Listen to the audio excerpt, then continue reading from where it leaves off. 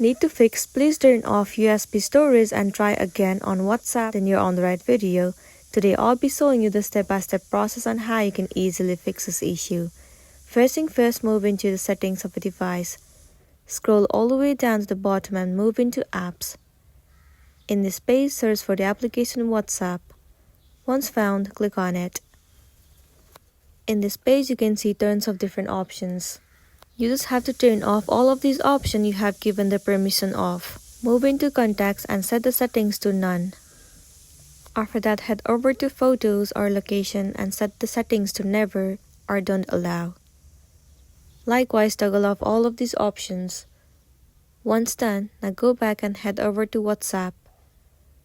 Make sure you are logged in into your account. In this page, all you gotta do is click on this camera icon at the top right. And then head over to settings once again. Simply allow camera option. Now this should definitely fix the issue that you have been facing on WhatsApp. If this video helped you, give it a like and check out our next tutorial. Thank you.